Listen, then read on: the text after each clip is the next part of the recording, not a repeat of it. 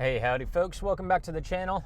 Today I want to make a 3-year update video about what it's like driving the C6 Corvette, either as a daily driver or just things that I've learned along the way of owning the car, pros and cons, lessons learned along the way.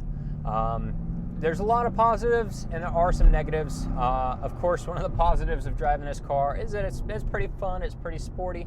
This particular vehicle is a 2006. It's got the Z51. I do have a head-up display, which I love. It is an automatic, which was a compromise for the wife, even though she never drives a car.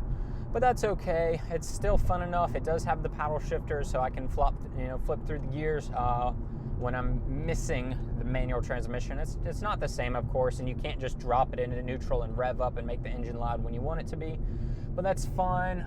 This car does have the stock exhaust, and a big downside to the stock exhaust is that it's just super quiet, and there's not much to be done about that aside from simply replacing the exhaust and putting in a aftermarket, like a Corsa Sport or something, which maybe I will do someday. But yeah, so 3 years has gone by, and over that 3 years, I've put a lot of miles on this thing. Let's say around 40,000 miles over the past 3 years. But they've been good miles. The car has never really left me stranded anywhere. There have been a few issues, and I'll get to that in a second. I guess I should focus on what are the pros of the car, right?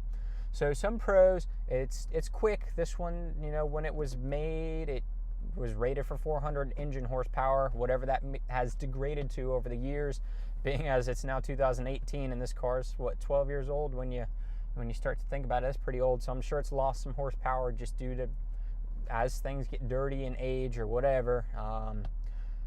The car is black, as you'll see from the photos or videos that I overlay while I'm talking. It's a black car. I moved out to Nevada, Las Vegas, so there's a lot of heat. It's been survivable. A lot of the parking spaces here are covered in your communities and stuff, so that helps. This vehicle does have the clear top, so I did have to get one of these suction cup top things that sticks there and blocks the sun from coming in. Otherwise, it's a little oven and you'll get cooked. With the leather interior, the seats do get hot if you park in the sun, so that's something just to be aware of. Black car, black interior, it does get hot, especially out here in the desert. Back when I was in Savannah, Georgia, it was still warm. That's actually when I bought this topper up here and put that in there. It was hot enough there to warrant it, so doubly so for being here in Las Vegas. The car does get decent fuel mileage, all things considered. For my school commuting, I get about 17 miles per gallon average. The traffic in Vegas is not always the greatest, so sometimes it is a lot of stop and go. On the highway, though, I've gotten into the high 20s, as high as 29, up to touching 30 sometimes. I did do a road trip across the entire country with this car, and it handled it really well. In fact, I even had to drive through a little bit of snow, but it went just fine driving across the entire country. So it's a good road tripping car, kind of, but it's not easy to sleep in the car if you need to do that at like a rest stop or something. So the seats only go back so far. They can't go back further because of this pillar, and that's okay. Some other benefits of the car, the top does come off if I want to stick it in the trunk, so that's cool. It's pretty sporty.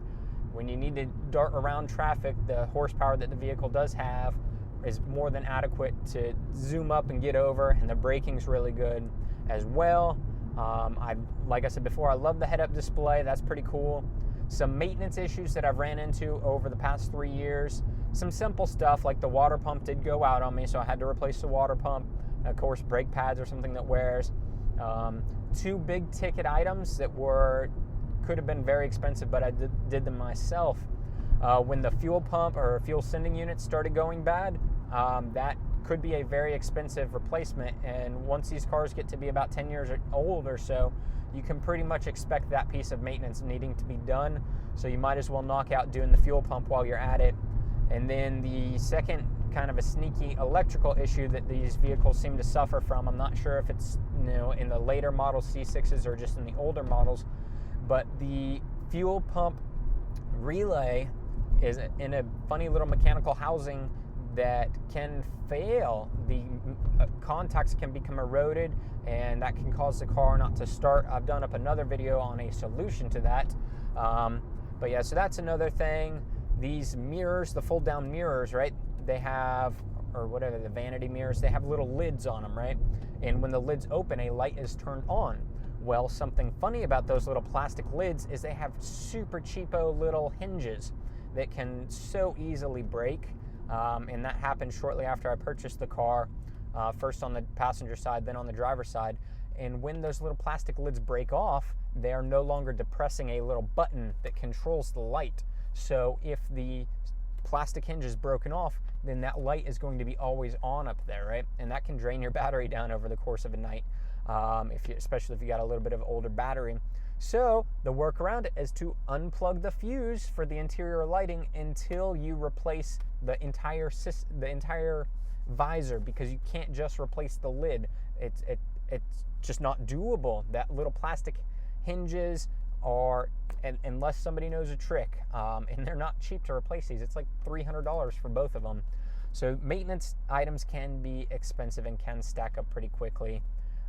Tires, I think I paid about $1,200 or $1,500 for the set when the tires needed to be changed, and that's getting run flats, you know, the Eagle F1 or whatever they are. I kind of forget. I think they're actually Michelin Pilots or something. I forget what they are, but regardless, they weren't cheap to get put in. And also, you got the tire pressure monitoring system over time. You know, every 5 years or so, those need to be replaced. So maintenance items on the Corvette are always, you know, they're going to be more expensive than a traditional car. If you're not driving the vehicle as a daily driver, you know, maybe the maintenance intervals for you will be shorter, and that's, I guess, good. For me, as a daily driver, of course, you know, oil changes and stuff, everything's just more expensive overall maintenance-wise.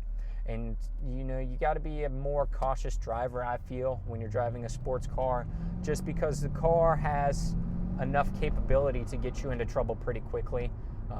It can be tempting to speed, you know, especially if you're the first off the line at a red light. It can be tempting to mush the gas and see, you know, how quickly you can jump up to the speed limit or a little beyond. So that's a risk that the car has, is the temptation to speed. I have, when I first started driving the car and was learning, you know, how to manage the throttle to maintain control on a launch, you know, the car can break loose. And if you get on YouTube and you search through the videos, you'll see plenty of idiots driving Corvettes and wrecking them. So it's an easy car to act stupid in. And I'm sure that it draws more attention from police. Back when I first bought the car 3 years ago, I did get more attention from other drivers. That has definitely died down, especially out here in Las Vegas, as there's a lot of nice cars out here in Vegas, so nobody really cares about a C6 Corvette. And that's probably for the better. You know, it used to be, and even still, I don't like driving this car in sketchy parts of town, but I just kind of try to avoid sketchy parts of town, and it works out just fine then. So, you know, I'm glad that the wife and I have two vehicles instead of just this vehicle, because I don't want to drive this everywhere. There's times when it's more appropriate, I feel, to drive the Ford Ranger.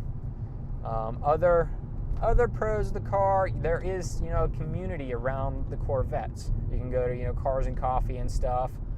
It is fun spending a weekend or a couple hours cleaning up the car and getting it all polished up and looking nice. That's fun to do. It's good to have a good looking vehicle. It's fun to baby a vehicle. Let's see if there's other cons. You know, they got low ground clearance, so you got to be cautious around the speed bumps. If there's any surprises in the road, like a vehicle had tires, you know, freaking a truck blew a tire and the tire's left in the road, and if the car in front of you, like let's say you're driving down the highway, if the car in front of you doesn't notice until the last second and gets out of the way, and if you're unable to get out of the way, well, if you hit it, it's gonna do a lot of damage because the car is so low to the ground, and that's unavoidable. And I have had a similar issue to that happen. And it wasn't super cheap to fix. I did end up needing to repaint the bumper, and you know, the car looks good once again. In fact, I think I'm going to pull over and record some exterior shots here, and then I'll jump back in the car and conclude the video. Okay, back in the car, and that's, you know, nice because it's starting to get hot out. So got the AC on this particular vehicle is excellent. I don't know, I mean, can't speak for all of them, but hey, it works real well on mine. Hopefully it's not too loud, right? But some other pros that I want to talk about the vehicle, or just things to be aware of. You do get a lot of storage space with this vehicle. You can fit quite a bit of gear or boxes or whatever you need to back there, which is pretty cool. I mean, a real downside to this vehicle as a daily driver is you've only got one extra seat. So if you got multiple buddies and y'all want to go somewhere, well, it ain't going to work out very well in the Vette unless you take multiple vehicles to the destination. But the car really can put a smile on your face. You know, it's got enough get up and go where it can pull, and it's fun to drive. You know, it's like a big old go-kart, and the prices have just come down so nicely. I'm sure that, you know, you could buy a car similarly equipped as this one for well less than $20,000 nowadays.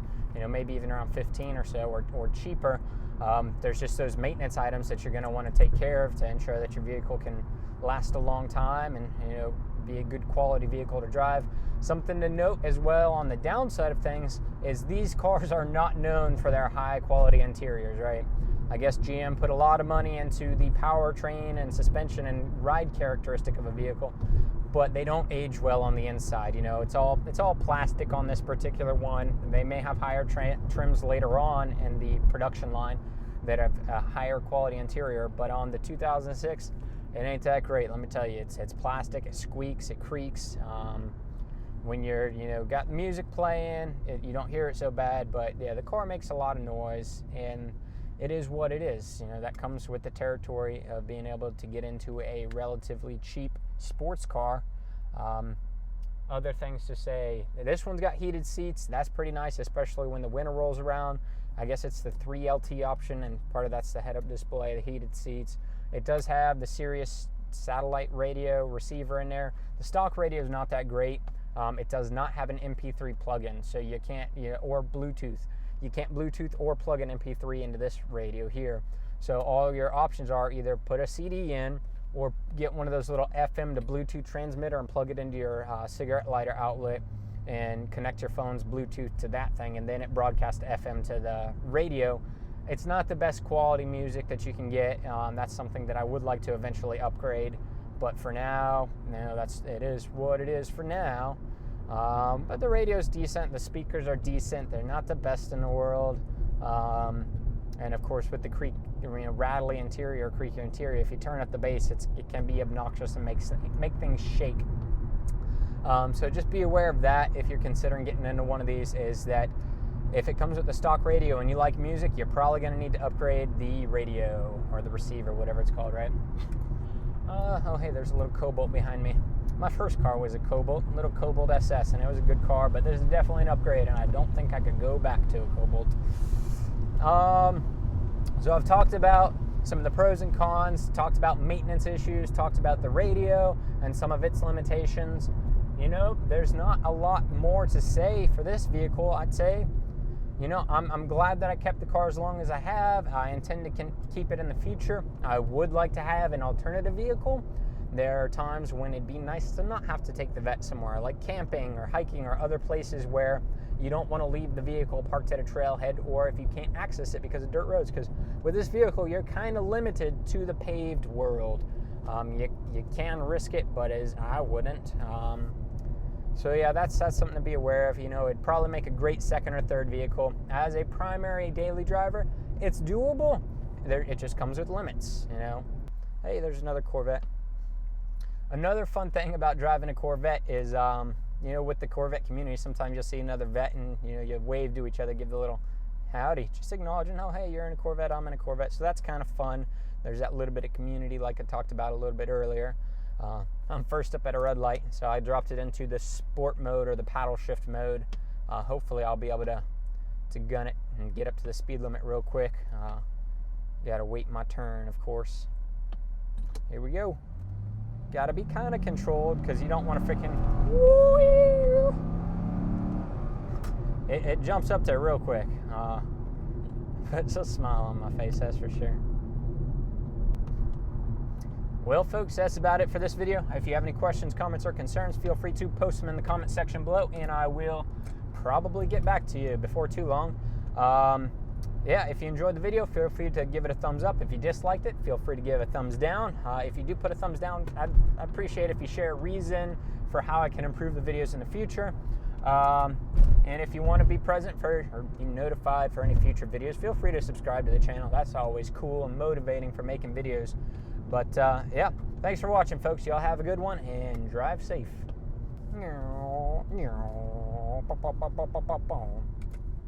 Whee!